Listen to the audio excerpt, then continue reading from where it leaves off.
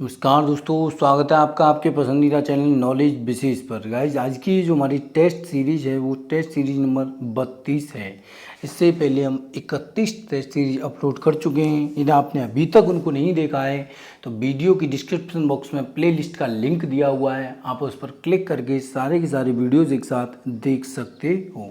Guys ये जो top 25 questions की हमारी सीरीज चल रही है वो आपके एग्ज़ाम के पॉइंट ऑफ व्यू से जितने भी मोस्ट इंपॉर्टेंट और जितने भी डाउटेबल क्वेश्चन होते हैं हम आप लोगों के लिए लेकर आते हैं। फिर भी गाइज आपको कोई भी डाउट हमारी वीडियो में रह जाता है तो आप हमें कमेंट करके ज़रूर बताइए ताकि हम उस डाउट को सुधार सकें।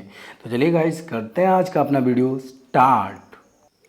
गाइस अपना वीडियो स्टार्ट करें उससे पहले आपसे एक रिक्वेस्ट करना चाहेंगे, यदि आप हमारे चैनल पर नए हो चैनल को सब्सक्राइब कर लीजिए, बेल आइकन बटन को प्रेस कर लीजिए ताकि जब भी वीडियो डाली जाए उसकी अपडेट आप तक पहुंच सके। देखते हैं हमारा पहला क्वेश्चन। नटराज की प्रसिद्ध कांस्य मूर्ति किस कला का उदाहरण है? तो नटराज जी की जो प्रसिद्ध मूर्ति है वो गाइस चोल कला का एक महत्वपूर्ण उदाहरण है। चोल के काल में जो मूर्ति बनाई गई थी तो ये चोल कला का जो एक महत्वपूर्ण उदाहरण हो जाता है। तो इस प्रकार इसका विकल्प हमारा डी सही हो जाएगा। देखते हैं हमारा अगला क्वेश्चन। अगला क्वेश्चन है हमारा, भारत का राष्ट्रपति निर्वाचन होने के लिए निम्नलिखित में से कौन सी बात अयोग्यता मानी जाती है? इनमें से गाइस पूछा गया कि कौन सी बात अयोग्यता है। तो राष्ट्रपति होने के लिए गाइस भारत का नागरिक होना चाहिए, 35 वर्ष की आयु भी पूरी किया होना चाहिए और लोकसभा का सदस्य निर्वाचित होने के लिए अर्हता भी होना चाहिए, लेकिन कोई भी लाभ का पद वो जो है ग्रहण नहीं किए हुए होना चाहिए। तो इसमें अयोग्य बात ही पूछी थी तो अयोग्य बात यही हो जाएगी कि उसके पास कोई भी लाभ का पद जो है नहीं होना चाहिए। तो इस प्रकार इसका विकल्प हमारा डी सही हो जाएगा। राष्ट्रपति बनने के लिए गाइज नागरिक होना चाहिए, 35 वर्ष की आयु पूरी करना चाहिए और लोकसभा का सदस्य निर्वाचित होने योग्य होना चाहिए, लेकिन उसके पास कोई भी लाभ का पद जो है नहीं होना चाहिए। तो इस प्रकार आंसर इसका डी सही हो जाएगा। देखते हैं अगला क्वेश्चन। अगला क्वेश्चन है हमारा, क्रोजोट्रिक्स पावर परियोजना कहाँ है? तो क्रोजेंट्रिक्स पावर परियोजना गाइज वो कर्नाटक में है। तो इस प्रकार इसका विकल्प हमारा सी सही हो जाता है। क्रोजेंट्रिक्स पावर परियोजना कहाँ है? कर्नाटक राज्य में है। तो इस प्रकार इसका विकल्प हमारा सी सही हो जाएगा। देखते हैं हमारा अगला क्वेश्चन। गाइज अगला क्वेश्चन है हमारा, भारत के राष्ट्रीय ध्वज की लंबाई और चौड़ाई का अनुपात क्या है? वेरी वेरी मोस्ट इंपोर्टेंट, अगर हम इसको कहें तो गलत नहीं होगा गाइज। भारत के राष्ट्रीय ध्वज की लंबाई और चौड़ाई का जो अनुपात है गाइज वो है 3:2। ये गाइज कई बार एग्जाम में रिपीट हुआ है क्वेश्चन। भारत की लंबाई और चौड़ाई का जो अनुपात है वो है 3:2। तो इस प्रकार इसका विकल्प हमारा बी सही हो जाएगा। चलिए देखते हैं हमारा अगला क्वेश्चन। निम्नलिखित में से किसका संबंध आर्द्र भूमि संरक्षण से है? तो आर्द्र भूमि संरक्षण से रामसर समझौतों का संबंध है। रामसर समझौतों का जो संबंध है वो आर्द्र भूमि संरक्षण से संबंधित है। तो इस प्रकार इसका विकल्प हमारा बी सही हो जाता है। चलिए देखते हैं हमारा अगला क्वेश्चन।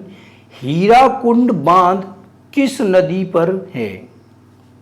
तो गाइस बात हीराकुंड बांध की हो रही है तो हीराकुंड बांध जो है वो महानदी पर है। कौन सी पर? महानदी पर है हीराकुंड बांध। तो इस प्रकार इसका विकल्प हमारा डी सही हो जाएगा। चलिए देखते हैं हमारा अगला क्वेश्चन। 383 ईस्वी पूर्व में कहाँ बौद्ध संगीति आयोजित हुई थी? तो 383 ईस्वी पूर्व में जो बौद्ध संगीति आयोजित हुई थी वो वैशाली में हुई थी। कहाँ? वैशाली में हुई थी। तो इस प्रकार इसका विकल्प हमारा डी सही हो जाएगा। चलिए देखते हैं हमारा अगला क्वेश्चन। क्षेत्रफल की दृष्टि से भारत का सबसे बड़ा राज्य कौन सा है? यदि हम क्षेत्रफल की दृष्टि से बात करें तो भारत का सबसे बड़ा राज्य राजस्थान हो जाता है। तो इस प्रकार इसका विकल्प हमारा सी सही हो जाएगा। क्षेत्रफल की दृष्टि से भारत का सबसे बड़ा राज्य राजस्थान है। देखते हैं हमारा अगला क्वेश्चन, क्षेत्रफल की दृष्टि से भारत का सबसे छोटा राज्य कौन सा है। भाई जितने भी डाउट आपके होते हैं उतना हम मिटाने की जो कोशिश करते हैं। तो क्षेत्रफल की दृष्टि से भारत का जो सबसे छोटा राज्य है वो है गोवा। तो याद रखना, सबसे बड़ा राज्य राजस्थान और सबसे छोटा राज्य गोवा है। और जनसंख्या की दृष्टि से जो सबसे बड़ा राज्य है वो है उत्तर प्रदेश। चलिए देखते हैं हमारा अगला क्वेश्चन, झारखंड अलग प्रांत कब बना था। तो भाई झारखंड की बात करें तो झारखंड जो अलग प्रांत बना था वो वर्ष 2000 में बना था। झारखंड अपना जो अलग प्रदेश बन गया था वो वर्ष 2000 में बना था। तो इस प्रकार इसका विकल्प हमारा सी सही हो जाएगा। इस वीडियो में आगे बढ़ने से पहले आपसे एक रिक्वेस्ट करना चाहेंगे, यदि आप किसी भी सोशल मीडिया प्लेटफॉर्म से जुड़े हो प्लीज़ गाइस आप इस वीडियो को जितना ज़्यादा से ज़्यादा हो सके शेयर कीजिए। जो भी आप स्टडी ग्रुप में जुड़े हुए हो, एजुकेशन ग्रुप में जुड़े हुए हो, अपने दोस्तों के साथ जुड़े हुए हो, प्लीज़ गाइस आप इस वीडियो को जितना ज़्यादा से ज़्यादा हो सके शेयर कीजिए ताकि हमारा वीडियो और भी भाइयों तक पहुंच सके। चलिए देखते हैं हमारा अगला क्वेश्चन, किसी वस्तु की कीमत में वृद्धि से क्या तात्पर्य है। तो किसी वस्तु की कीमत में यदि वृद्धि हो रही है तो इसका तात्पर्य है कि केवल मुद्रा के मूल्य में जो है वो गिरावट आई है। मुद्रा के मूल्य में गिरावट आने से ही उस वस्तु की कीमत में जो है वृद्धि हो जाती है, क्योंकि जब मुद्रा का मूल्य गिरेगा तो उसकी कीमत में जो अपने आप वृद्धि हो जाएगी। तो इस प्रकार इसका विकल्प हमारा बी सही हो जाएगा। चलिए देखते हैं हमारा अगला क्वेश्चन, कौन भारतीय संविधान की प्रारूप समिति के सदस्य नहीं थे। तो गाइस इनमें से बात करें के मुंशी, एन.जी. आयंगर और ए. कृष्णा स्वामी, ये तीनों ही संविधान की जो प्रारूप समिति थी उसके सदस्य थे, लेकिन वल्लभ भाई पटेल जो है वो संविधान की प्रारूप समिति के सदस्य नहीं थे। तो इस प्रकार इसका विकल्प जो हमारा सही हो जाएगा डी सही हो जाएगा। चलिए देखते हैं हमारा अगला क्वेश्चन। अगला क्वेश्चन है हमारा, निम्नलिखित में से कौन सा या से कथन सही है। इनमें से बात करें कि सही कथन कौन सा है, तो देखते हैं, मुख्यमंत्री विधानसभा का नेता होता है।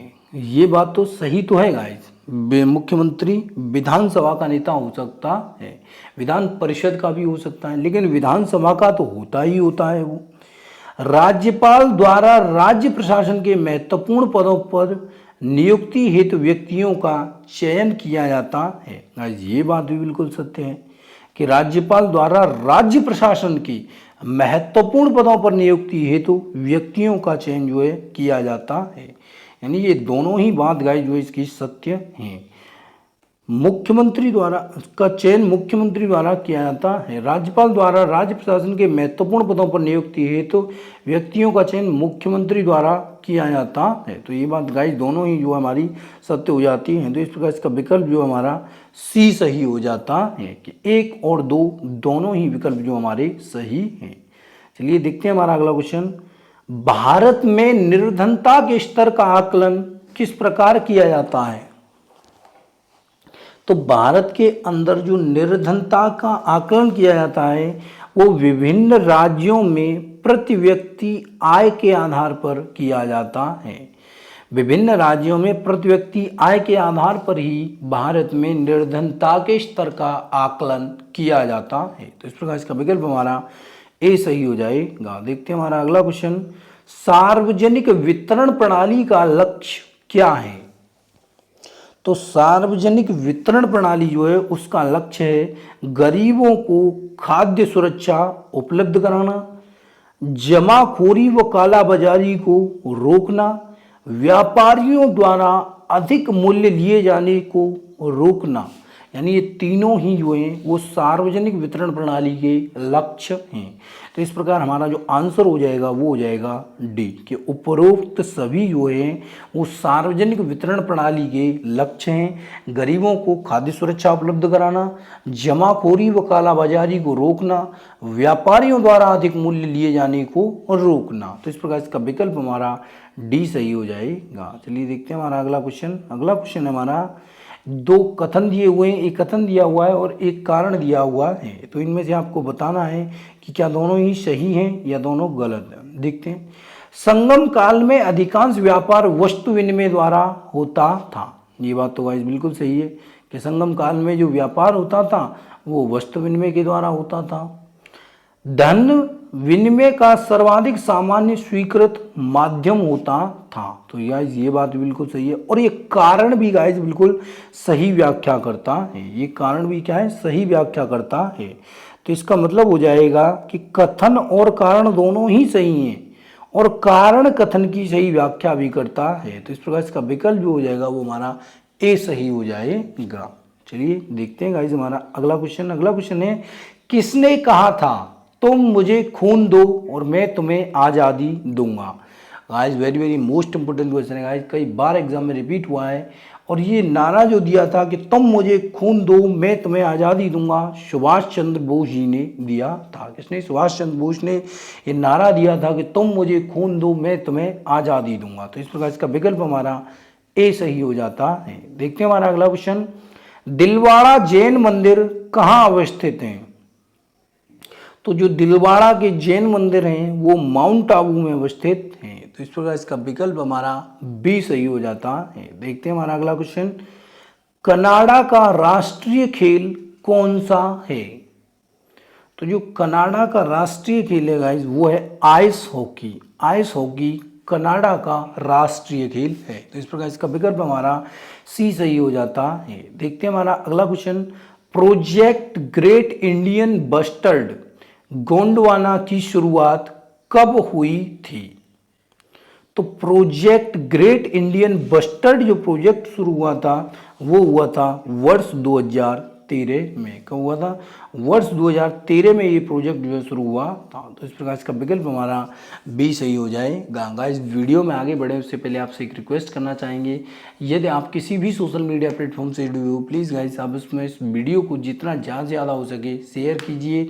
आप अपने दोस्तों के साथ व्हाट्सएप पर जुड़े हुए हो या किसी भी एजुकेशन ग्रुप में जुड़े हुए हो आप उसमें भी इस वीडियो को शेयर जरूर कीजिए ताकि हमारा वीडियो गाइस और भी भाइयों तक पहुँच सके और जो टॉप 25 क्वेश्चन की डेली हमारी 4 वीडियो जो अपलोड होती हैं उसका लाभ उठा सकें ताकि एग्जाम हॉल में जब वो बैठें तो इससे उनको भी इस वीडियो से लाभ हो सके। चलिए देखते हैं हमारा अगला क्वेश्चन, समावेशन रणनीति किस पर केंद्रित नहीं होती है। तो जो समावेशन जो रणनीति होती है वो निर्धन देशों को निकट लाने पर केंद्रित नहीं होती है। किसको? निर्धन देशों को निकट लाने पर केंद्रित नहीं होती है। तो इस प्रकार इसका विकल्प हमारा सी सही हो जाएगा। चलिए देखते हैं हमारा अगला क्वेश्चन हमारा, उलान बटोर किस देश की राजधानी है। तो बात गाइस उलान बटोर की हो रही है। तो उलान बटोर जो है वो मंगोलिया की राजधानी है। किसकी? उलान बटोर मंगोलिया की जो है राजधानी है। तो इस प्रकार इसका विकल्प हमारा बी सही हो जाएगा। देखते हैं हमारा अगला क्वेश्चन, सतलज नदी का स्रोत कहाँ है। तो जो सतलज नदी का स्रोत है गाइस वो है तिब्बत से। कहाँ से? तिब्बत से है। तो इस प्रकार इसका विकल्प हमारा ए सही हो जाता है। चलिए देखते हैं हमारा अगला क्वेश्चन, ये question guys very very most important question है, बहुत चर्चा में भी रहा है। स्टैच्यू ऑफ लिबर्टी कहाँ स्थित है। तो भाई स्टैच्यू ऑफ लिबर्टी जो है वो न्यूयॉर्क में स्थित है। स्टैच्यू ऑफ लिबर्टी कहाँ है? न्यूयॉर्क में स्थित है। तो इस प्रकार इसका विकल्प हमारा डी सही हो जाएगा। चलिए देखते हैं हमारा अगला क्वेश्चन, द्वितीय पंचवर्षीय योजना किस मॉडल पर आधारित थी। तो जो द्वितीय पंचवर्षीय योजना थी गाइस वो महालनोबिस मॉडल पर आधारित थी। किस पर? महालनोबिस मॉडल पर आधारित थी। तो इस प्रकार इसका विकल्प हमारा सी सही हो जाएगा। गाइस ये वीडियो आपको पसंद आया हो तो आपसे एक बार फिर रिक्वेस्ट करेंगे इस वीडियो को जितना ज़्यादा से ज़्यादा हो सके अपने दोस्तों के साथ शेयर कीजिए, फेसबुक में शेयर कीजिए, व्हाट्सअप में शेयर कीजिए या किसी भी एजुकेशन ग्रुप में शेयर कीजिए, शेयर जरूर कीजिए। आज टॉप 25 क्वेश्चन की डेली हम 4 वीडियो अपने चैनल पर अपलोड करते हैं तो आप उनको भी देखना मत भूलिए। ना आपने अभी तक उनको नहीं देखा है तो वीडियो की डिस्क्रिप्शन बॉक्स में प्ले लिस्ट का लिंक दिया हुआ है, आप उस पर क्लिक करके सारे के सारे वीडियोज एक साथ देख सकते हो। धन्यवाद।